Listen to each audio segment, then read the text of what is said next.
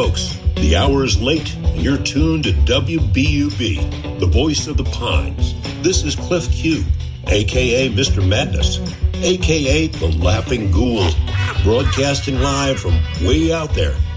Thanks for joining me for our weekly descent into the Tune Tomb, the show where we go digging through the crates, digging up the past, digging in the dirt 6 foot down to where the darkness pools and cools and crystallizes into flat, black, and circular discs of melodic melancholia, tunes that terrify, tantalize, and twist us into knots of existential dread.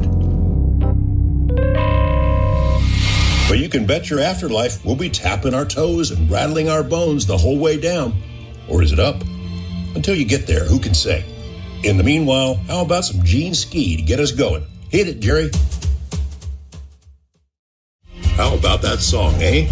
That was the inimitable Blonde Redhead with Snowman from their 2024 record, Sit Down for Dinner, a band I've been following for a long time, since 1999 or so. Saw them at the Warsaw in Brooklyn way back when. Saw them on a cold winter night in Detroit sometime in the young millennium, and many other times over the years. Yeah, they're still at it, on the road and making great records. One of the members of Blonde Redhead, Kazu Makino, makes an appearance on this next track. It's a brand new one from our old pals, Lord Huron. It's a tale of self-destructive love and lust.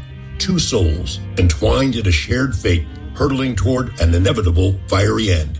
It might be about fire, but it gives me the chills. The song is Fire Eternal. Let her rip, Jerry. You guys may have caught that last one in Wim Wenders' brilliant film from 1994, Until the End of the World. Pretty epic soundtrack there. That particular track, Sleeping in the Devil's Bed, is by Daniel Lanois, an artist who's touched so many classic tunes throughout his illustrious career. It sounded great way back then, and it's stuck with me all these years. I recently saw Mr. Lanois play a pedal steel gig that knocked me on my ass. That guy's still doing his thing, constantly shape-shifting and experimenting and helping to keep the world an interesting, mysterious place. That is but one of the many brilliant, dark-flecked gems he's left us over the years. Before that was Dawn Gibson with the Pisgah Nest. What the hell is that song about? I don't quite know, but something about it kind of spooks me. Gives me the willies, in that wonderful way. Who we got coming up next, Jerry? GJ. Why, it's our old friend George Jones, professing the dark loneliness of faith. Let's hear what he has to say. People always ask me, they say, Cliff, why you gotta play Alligator Man on every dang show?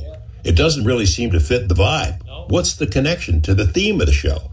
And I say, that's for me to know and you to wonder about. Isn't that right, Jerry? Yeah, that's right.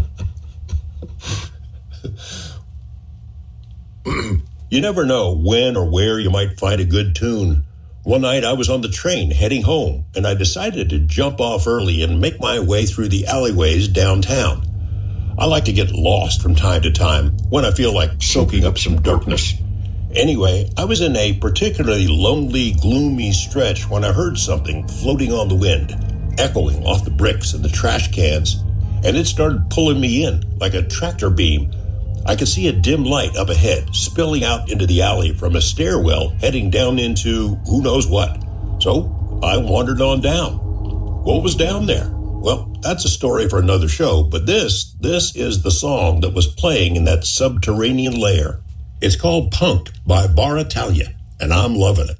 Well, I guess our time together has just about come to an end, folks. I'm going to leave you with a pair of songs that take place in the graveyard, that cozy home that welcomes us all in eventually.